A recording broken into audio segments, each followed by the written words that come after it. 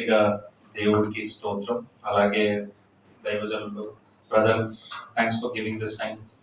Really appreciate your effort. ఎన్నో సాక్ష్యాలు విన్నాము, ఎంతో తెలుసుకున్నాము. ఇంకా ప్రార్థన పూర్వకంగా ఇంకా ఎన్నో విషయాల గురించి ప్రార్థన కోరి ఉన్నారు. అవన్నీ కూడా మనసులో పెట్టుకుందాము. అదేవిధంగా ఒక సంఘటన,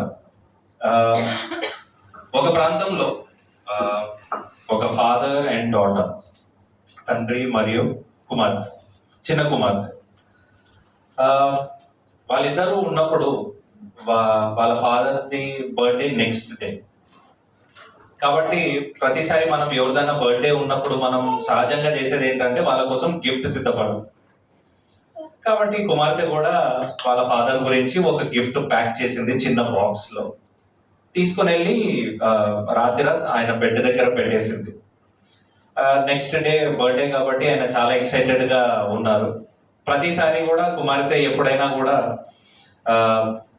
బాగా పండుకొని ఫస్ట్ ఫాదర్ లేచేవాళ్ళు, తర్వాత కుమార్తె లేచేది. ఈసారి ఏమైందంటే కుమార్తె తొందరగా లేచి ఏం చేసిందనంటే ఎక్సైట్మెంట్ తో చూస్తుంది, వాళ్ళ ఫాదర్ ఎప్పుడు లేస్తారా, ఎప్పుడు ఆ బాక్స్ ఓపెన్ చేస్తారా, ఏమంటారా అని. అదే విధంగా వాళ్ళ ఫాదర్ లేచారు, లేచి ఆ బాక్స్ ఓపెన్ చేశారు. చూస్తే అది కంప్లీట్ ఎంప్టీగా ఉంది, ఏం లేదు అందులో. గిఫ్ట్ ప్యాక్ చేసి ఉంది, అంతా ఉంది, కానీ అందులో గిఫ్ట్ ఏం లేదు. చాలా కోపం వచ్చింది ఆయనకి. కోపం వస్తే వాళ్ళ కుమార్తె దగ్గరికి వెళ్ళి ఆయన ఏమన్నాడనంటే, ఏంటమ్మా నా బర్త్డే కదా, సరే నువ్వు గిఫ్ట్ పెట్టావు, అందులో ఏదైనా పెట్టవచ్చు కదా, ఏ చిన్న వస్తువు పెట్టినా కూడా నేను హ్యాపీ అయ్యేవాడిని, కానీ ఏం పెట్టలేదు ఏంటి అని అన్నాడు. అప్పుడు కుమార్తె ఇచ్చిన జవాబు ఏంటంటే, డాడీ మీరు నా కోసం పడిన కష్టం, మీరు నా కోసం ప్రతిదీ ఇచ్చారు, ఎంతో ప్రేమించారు, ఎంతో చేశారు. నేను ఏ వస్తువుని కూడా అందులో పెట్టి దాంతో మీ ప్రేమను నేను పోల్చలేను. కాబట్టి నేనేం చేశానంటే ఆ ఎంటీ బాక్స్ లోనే నాకు మీ మీద ఉన్న ప్రేమ, అలాగే మీరు నా కోసం చేసిన దాని గురించి నాకున్న రెస్పెక్ట్, ఇవన్నీ కలిపి అందులో పెట్టి మీకు గిఫ్ట్ లాగా ఇచ్చాను అన్న.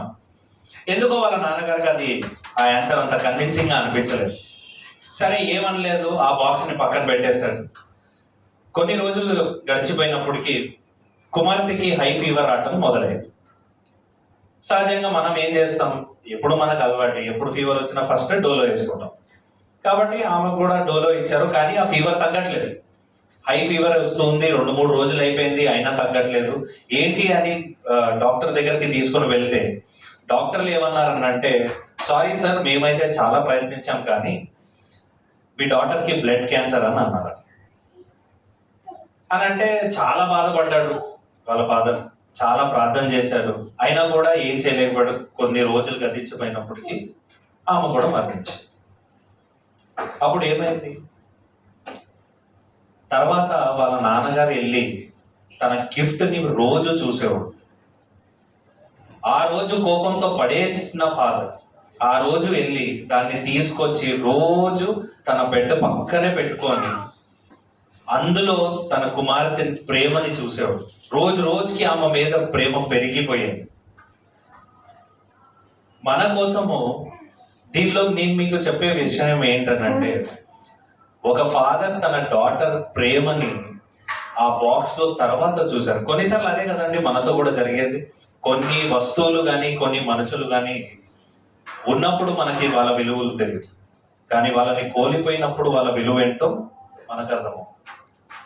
అలాగే ఈ సందర్భంలోనే ఒకసారి మేము సిలువ దగ్గర చూసినప్పుడు, ఆ సిలువ మీద ఎప్పుడైతే యేసుక్రీస్తు గారు మన కోసం, మన పాపుల కోసం ఎప్పుడైతే ఆయన రక్తం కార్చి ఆయన జీవితాన్ని ఇచ్చారో, అది it shows that how much he loves us. ఆయన సిలువ మీద ఎక్కే ముందు పడిన ప్రతి ఒక్క కష్టం వెనక ఆయన మనసులో నుంచి ఒకటే ఏమన్నాడనంటే, lord I love my people, నేను వీళ్ళని ఎంతో ప్రేమిస్తున్నాను అన్న. హల్లెలూయా. కాబట్టి జనరలీ మనం ఏం చేస్తాము, ఎవరికన్నా మనము ప్రేమిస్తున్నాము అని చెప్పేటప్పుడు హార్ట్ సింబల్ చూపిస్తాం, కానీ మనకి హార్ట్ సింబల్ కాదు, మనకి ఆ సిలువ అనేది మన సింబల్. హల్లెలూయా. కాబట్టి ప్రతిసారి మనం వాటిని చూసినప్పుడల్లా ఆయన మన పట్ల ఉంచిన ప్రేమ ఎంతో గొప్పదని మనము ధ్యానం చేసుకుంటూ ఉండాలి, దాని గురించి తెలుసుకుంటూ ఉండాలి, ఆయనకి మరింత దగ్గరకు వచ్చేటట్టు మన ప్రయత్నం ఏదో మనం చేస్తూ ఉండాలి. అలాగే if you turn with me to John, Yohanu సువార్త మీరు చూస్తే 13 నుంచి 17 అధ్యాయం వరకు దీనికి ఇచ్చిన టైటిల్ ఏంటనంటే అప్రూవ్డ్ డిస్కోర్స్, అంటే మేడగది ప్రసంగం అనేది దానికి ఇచ్చిన టైటిల్. ఎన్నో విషయాలు దేవుడు ఆ అధ్యాయంలో మీరు ఎప్పుడైనా మీరు చూడండి, మీకు ఒక చిన్న అసైన్మెంట్, మీరు తర్వాత కుదిరితే 17వ అధ్యాయాన్ని పూర్తిగా చదవండి ఇంటికి వెళ్ళాక. ప్రతి వారం మేము ఏదో ఒక అసైన్మెంట్ ఇస్తున్నాం, ఎంత చేస్తున్నారో తెలియదు కానీ చెయ్యండి, చూడండి ఒకసారి. మీరు ఎప్పుడైనా మీకు కుదిరితే 17వ అధ్యాయం మొత్తం చదివితే అందులో మీకు దేవుడు ప్రార్థన చేసిన విధానం ఏదైతే స్ట్రక్చర్ ఉంటుందో అది మీకు అక్కడ దేవుడు తెలియపరుస్తూ ఉంటారు. ఆయన ఎలాగైతే ప్రార్థన చేశారు. ఇప్పుడు నేను చెప్పే విషయంలో అంటే అంత డీప్ గా వెళ్ళను కానీ అదే అధ్యాయంలో నుంచి 22వ వచనం ఒక్కసారి చదవండి. నేను వచ్చి వారికి బోధింపకుండిన ఎడల వారికి పాపం లేకపోవును. ఇప్పుడైతే వారి పాపమునకు మిషలేదు. నన్ను ద్వేషించి వాడు నా తండ్రిని కూడా ద్వేషించుచున్నాడు. ఎవడను చేయని క్రియలు నేను వారి మధ్య చేయకుండిన ఎడల వారికి పాపం లేకపోవు. ఇప్పుడైతే వారు నన్ను నా తండ్రిని చూచి ద్వేషించుచున్నారు. John chapter 17 versus 22. వారి యందు నేనును నా యందు నీవును ఉండుట వలన వారు సంపూర్ణులుగా చేయబడి ఏకముగా ఉన్నందున నీవు నన్ను పంపితివనియు నీవు నన్ను ప్రేమించినట్టే వారిని కూడా ప్రేమించుతుననియు లోకము తెలుసుకున్నట్లు నాకు అనుగ్రహించిన మహిమను వారికి ఇచ్చితిని. మహిమని అంటే దేవుడి మహిమని, దీని గురించి మనం ఎంత మాట్లాడుకున్నా కూడా డెఫినెట్లీ ఇట్స్ లెస్. బికాస్ మనం ఈ జీవితంలో ఎన్నో మనము పొందుకోవాలి, సాధించాలి అని ఎంతో పోరాటం చేస్తుంటాం. ఇప్పుడు విన్న సాక్ష్యాల్లో కూడా నాకు దేవుడు ఇలా చేయాలి, అలా చేయాలి, ఇలా ఉండాలి, అలా ఉండాలి అని అంటారు. కానీ అన్నిటికన్నా గొప్పది ఏంటనంటే దేవుడు మహిమ మన పట్ల ఉండాలి. మీరు డబ్బుతో ఏదైనా కొనవచ్చు, మీరు ఎంత స్థాయికన్నా వెళ్ళొచ్చు, ఏదన్నా కావనివచ్చు, కానీ దేవుడు మహిమ మన మీద లేకపోతే మనం ఏమీ సాధించలేం. బైబిల్లో మీరు చూస్తే సమూయేలు ఎప్పుడైతే సౌలు దగ్గరకు వచ్చి గద్దించాలని అన్నప్పుడు సౌలు ఏ విధంగా అన్నాడు? దేవుడు రాజ్యం కోరుకోలేదు. తను ఏమన్నాడు? నాకు నా పవర్ కానీ నా రాజ్యం కానీ నా దగ్గర నుంచి తీసుకోకండి, మీరు ఏదన్నా చేయండి, కానీ నా దగ్గర నుంచి నా రాజ్యం ఇవన్నీ తీసుకోకండి అని అన్నాడు. అంటే అప్పుడు సౌలు కూడా చెప్పొచ్చు కదా, నాకు ఇవన్నీ అవసరం లేదు, నాకు కేవలం దేవుడు మహిమ కావాలని అనొచ్చు కదా. కాదు, he was more incline towards getting worldly pleasure.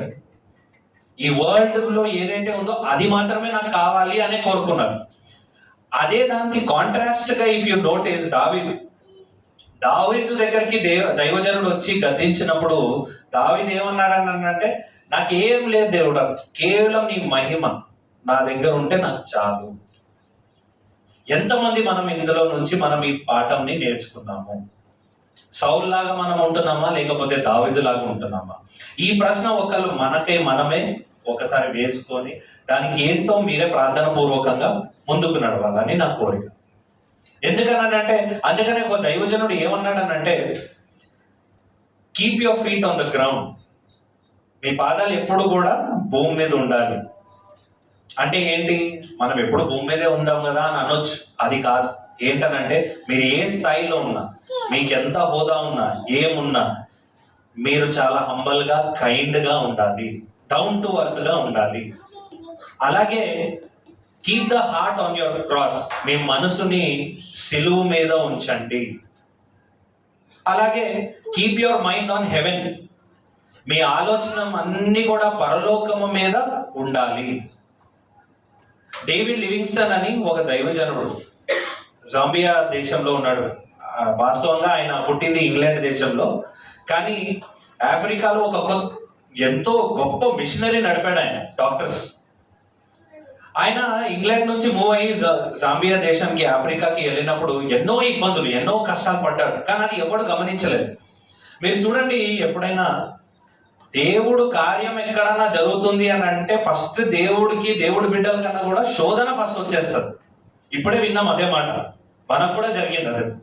అలాగే డేవిడ్ లివింగ్స్టన్ కూడా అక్కడికి వెళ్ళి సువార్త చెప్పించి ఎంతో మంది రక్షణలో మూవ్ చేయాలి, ఎంతో మందిని కదిలించాలి, వాళ్ళ మనసుల్ని కదిలించాలి, దేవుడు దగ్గరికి ఇంకా తీసుకురావాలని ఎప్పుడైతే వెళ్ళాడో ఎన్నో కష్టాలు పడ్డాడు, ఎన్నో అవమానాలు పడ్డాడు. ఇలాగే శోధన ద్వారా వచ్చిన ఒక మనిషి ఇంగ్లాండ్ నుంచి ఏమన్నాడనంటే, మీరు డేవిడ్ లివింగ్స్టన్ గురించి ఇంత గొప్పగా చెప్తున్నారు కదా మిషనరీకి, ఇది కాదు, నేను వెళ్తాను ఆఫ్రికాకి, అసలు ఆయన ఏం చేస్తున్నాడో చూస్తాను.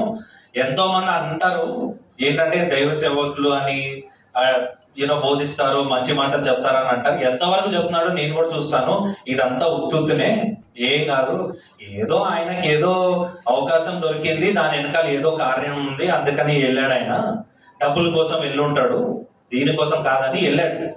వెళ్ళి చూసి కొన్ని వారాలు డేవిడ్ లివింగ్స్టన్ తో ఆయన మూవ్ చేస్తున్నప్పుడు తిరిగి రిటర్న్ వచ్చినాక చాలా మంది అడిగారు, బాబు మరి నువ్వు వెళ్ళావు కదా ఆయనను చూడటానికి, ఆయన ఏం చేస్తున్నాడు, మరి నువ్వు ఎన్నో చెప్పావు, మరి ఏంటి ఆయన ఎంత డబ్బు సమకూర్చుకున్నాడు, ఏం చేశాడు అని అంటే, కళ్ళమ్మటి నీళ్ళు పెట్టుకున్నాడు. ఎందుకు పెట్టుకున్నాడు నీళ్ళు అని అంటే, ఆయన ఏమన్నాడనంటే, నేను వెళ్ళిన ప్రదేశంలో ఎలా ఉందని అంటే, అక్కడ ఒక ఎవరైతే పాస్టర్ వెళ్తారో, సేవకులు ఎప్పుడైతే వెళ్తారో కనీసం అక్కడ ఒక్క రోజు కూడా బతకలేరు అని అన్నారు. వెళ్ళిన వెంటనే 1 గంట లేకపోతే ఆ రోజు ఎండ్ అయ్యేటప్పుడు కల్లా పాస్టర్ చచ్చిపోయారు. అంత కఠినమైన మనుషులు అక్కడ. కానీ డేవిడ్ లివింగ్స్టన్ అనే ఆయన దగ్గరగా 20 to 25 ఇయర్స్ ఆయన ఎంతో మందిని కదిలించి, లక్షలాది మందిని ఆయన మనసుల్ని చేంజ్ చేసి దేవుడి కోసం నడిపించిన దైవజనుడు ఆయన. అప్పుడు కన్నీళ్ళు పెట్టి అట్లా చేస్తుంటే ఒక రోజు ఆయన ఎప్పుడైతే చనిపోయాడో, ఐడలీ చూస్తే ఆయన పుట్టింది ఇంగ్లాండ్ దేశంలో కాబట్టి ఇంగ్లాండ్ లో తీసుకొని రావాలి, కానీ ఆయన సమాధి మాత్రం 2 విధాలుగా సమాధులు చేశారు. ఏంటనంటే, ఆయన మొత్తం మృతదేహం ఏదైతే ఉందో ఆ దేహం మొత్తం ఇంగ్లాండ్ లో పెట్టారు, కానీ ఆయన హార్ట్ మాత్రం జాంబియాలో పెట్టారు.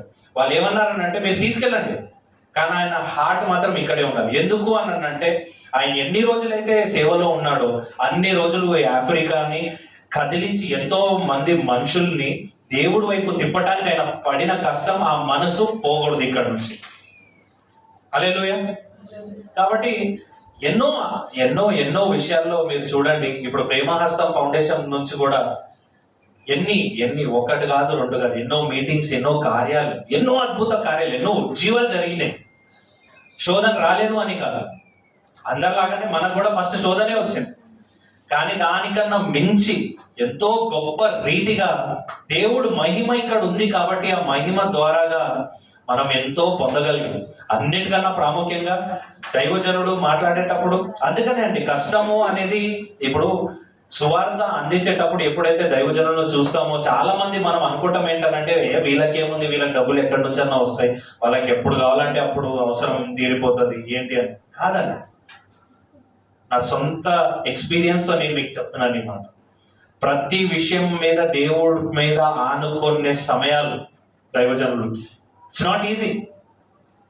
అది ఆర్థికంగా కావచ్చు, అలాగే స్పిరిచువల్లీ కావచ్చు, ఎన్నో సంఘం ద్వారాగా ఎంతో రావచ్చు, చేయొచ్చు. కానీ వ్యక్తిగతంగా కూడా పడే కష్టం చిన్న కష్టం కాదు. కానీ మనందరి దృష్టిలాగానే దైవజనులు కూడా ఉన్న దృష్టి ఏంటి అని అంటే, ఆయన మహిమ వాళ్ళతో ఉంటది కాబట్టి, మాతో ఉంటది కాబట్టి ఇన్ని గొప్ప ఉజ్జీవాలు, ఇన్ని గొప్ప కార్యాలు ప్రేమహస్తం ఫౌండేషన్ నుంచి కూడా మేము చూడగలిగాం. హల్లెలూయా. ఇంకా రాబోయే దినాల్లో ఇంకా ఎన్నో విషయాల గురించి ఎన్నో జరగబోతున్నాయి, ఎన్నో మెడికల్ క్యాంప్స్ జరగబోతున్నాయి, ఎన్నో లైఫ్ సేవింగ్ ఈవెంట్స్ జరగబోతున్నాయి, ఎన్నో లైఫ్ చేంజింగ్ ఈవెంట్స్ జరగబోతున్నాయి. అందుకనే ఎప్పుడైనా మీరు చూడండి, బైబిల్ చదివేటప్పుడు Bible is all about transformation అని అంటారు. మీరు చదువుతూ వెళ్తూ ఉంటే మీ జీవితాలు ఎలా ట్రాన్స్ఫార్మ్ అవుతాయో కూడా మీకు తెలియదు, కానీ అంత గొప్పగా ట్రాన్స్ఫార్మ్ అవుతాయి.